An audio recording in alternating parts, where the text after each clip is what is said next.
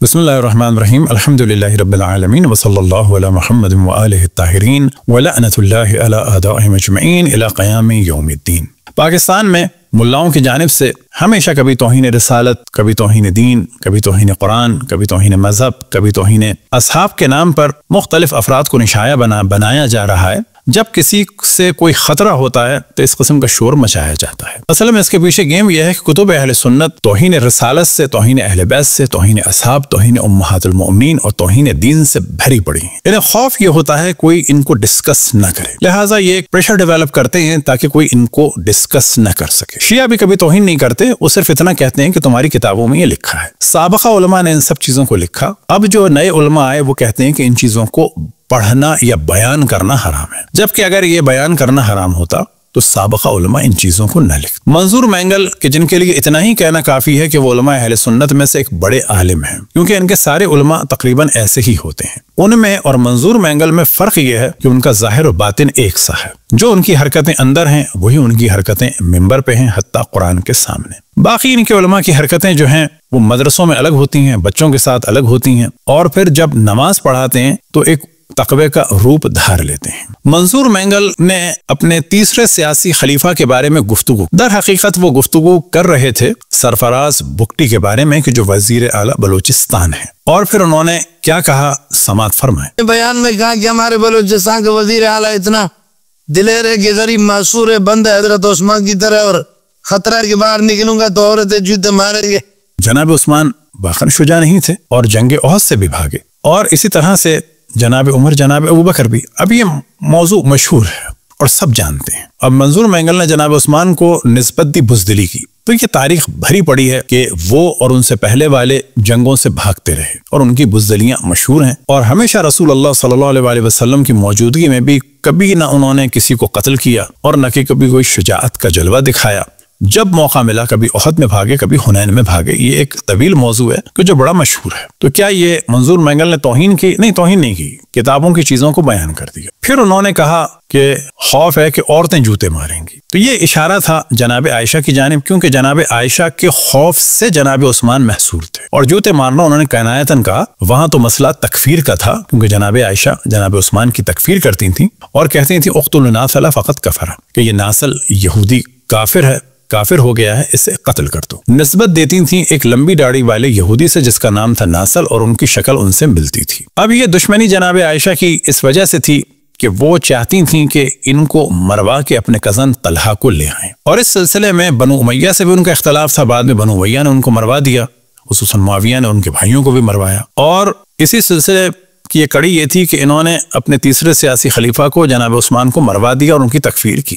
نفرت کا یہ عالم تھا کہ جب ان کے فتوے کی وجہ سے جناب عثمان محصور ہو گئے اور گھر سے نہیں نکل سکتے تھے۔ تاریخ دمشق جلد نمبر 31 اور صفحہ نمبر 331، کہ جب یہ شہر میں بلوا کرا کے حج کے لیے نکل رہی تھیں تو مروان نے ان کے خلاف ایک شعر پڑھا، حرق قیس علی البلاد، کہ جس کا پہلا مصرع تھا، اور تفصیل سے کبھی بعد میں بیان کریں گے ہم، کہ قیس نے شہر میں آگ لگا دی اور اب وہ اطمینان سے نکل رہا ہے۔ یہ جب شعر سنا تو جناب عائشہ سمجھ گئیں کہ یہ اشارہ میری جانب ہے۔ اس پر انہوں نے فرمایا، فقالت عائشہ ایھا المتمثل علی بالاشعار، اے اس شعر کے ذریعے سے مجھ پہ تان کرنے والے، وددت واللہ، خدا کی قسم مجھے یہ پسند ہے، انک وصاحبک، کہ تم اور تمہارا یہ رفیق اور تمہارا یہ ساتھی یعنی جناب عثمان، ھذا الذی یعینک امرہ، کہ جس کے بارے میں تم بات کر رہے ہو، جس کی مدد تم چاہ رہے ہو، فی رجل کل واحد منکم الرحل، رہا، کہ تمہارے دونوں کے پاؤں میں چکی کے پارٹ کو باندھ دیا جائے، وَإِنَّكُمَا فِي الْبَحْرِ،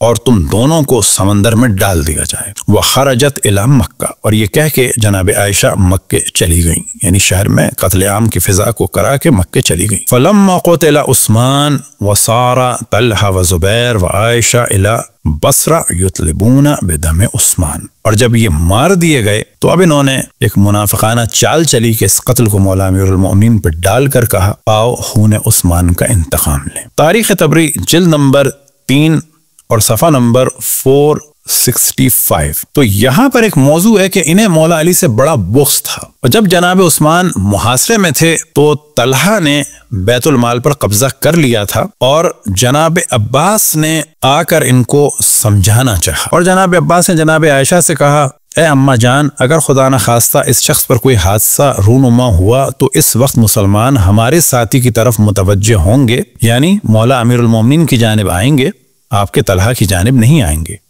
اس پر انہوں نے فرمایا تم خاموش رہو، میں تم سے کوئی مجادلہ اور مباحثہ کرنا نہیں چاہتی۔ تو جناب عثمان کی موجودگی میں یہ جو بلوا تھا یہ جناب عائشہ اور طلحہ و زبیر کا کیا ہوا تھا، اور طلحہ نے بیت المال پہ جناب عثمان کے قتل سے پہلے ہی قبضہ کر لیا تھا۔ یہی حوالہ ہے اس کا عربی کا۔ اور پھر جب جناب عثمان قتل ہو گئے تو عربی کا حوالہ بھی آپ کے سامنے ہے، اردو پڑھ کے سنا دیتے ہیں، بلکہ 2 عربی کے حوالے ہیں، اردو پڑھ کے سنا دیتے ہیں کہ عبد ابی سلمہ کے جو ایک صحابی تھے وہ ملے جناب عائشہ سے اور کہا لوگوں نے عثمان کو قتل کر دیا ہے اور 8 روز تک کوئی فیصلہ نہیں تھا۔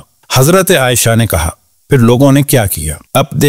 عبد بن ابی سلمہ نے کہا اہل مدینہ نے باہم جمع ہو کر مشورہ کیا اور آخرکار ایک بھلائی انہوں نے حاصل کر لی کہ ان سب نے علی ابن ابی طالب پر اتفاق کر لیا۔ حضرت عائشہ نے کہا کاش یہ زمین اور آسمان اس سے قبل باہم مل جاتے، یعنی محاورتاً جو کہا جاتا ہے آسمان زمین پہ گر جاتا، اور تیرے اس ساتھی یعنی مولا علی کے بارے میں کہا کہ خلافت قائم نہ ہوتی، مجھے واپس لے چلو، مجھے واپس لے چلو۔ حضرت عائشہ صرف سے مکہ لوٹی اور یہ فرماتی جا رہی تھی خدا کی قسم عثمان مظلوم قتل کیے گئے۔ یہ منافقت تھی کہ خود قتل کروایا اور کہہ رہی ہیں کہ عثمان مظلوم قتل کیے گئے اور میں ان کے خون کا مطالبہ ضرور کروں گی۔ ان صحابی نے کہا اے ام المومنین آخر اس انحراف کی کیا وجہ ہے، یعنی یہ جو آپ نے پیترا بدلا اس کی وجہ کیا ہے؟ اور خدا کی قسم سب سے اول آپ ہی نے علی سے انحراف کیا، اور آپ تو پہلے کہا کرتی تھیں اس ناصل بریکٹ میں ہے عثمان کو قتل کر دو، یہ کافر ہو چکا ہے۔ حضرت عائشہ نے کہا ان قاتلین نے اول عثمان سے توبہ کرائی پھر انہیں قتل کر دیا۔ ابھی انہوں نے داستان بنا دی کہ توبہ کرائی، جبکہ کوئی توبہ وابہ بیچ میں نہیں تھی، یعنی یہ اپنے جرم پر پردہ ڈالنے کے لیے کہہ رہی ہیں کہ پہلے میں نے کہا تھا کہ اس سے قتل کر دو، لیکن کیونکہ توبہ کرا لی تو اب میں اس کے ساتھ ہو گئی۔ میں نے کہا میں نے پہلے قتل کے لیے کہا تھا، یعنی جناب عائشہ کہتی ہیں میں نے پہلے قتل کے لیے کہا تھا، اب یہ کہہ رہی ہوں اور میرا آخری قول پہلے قول سے بہتر ہے۔ اور یہاں سے یہ جنگ جمل کے لیے انہوں نے سلسلہ شروع کیا، اور عربی میں آپ کے سامنے یہ کتاب کا متن موجود ہے۔ لقد كنت تقولين اقتلوا فلا فقد كفر قالت انهم استتابوه ثم قتلوه وقد قلت وقالوا قول الاخیر خیر من قول الاول۔ میں نے کہا تھا اسے قتل کر دو، لیکن میرا اب دوسرا قول ہے وہ اچھا قول ہے۔ اور پھر کیا کیا؟ ایھا الناس ان عثمان قتل مظلوما واللہ لاطلبن بدمہ، کہ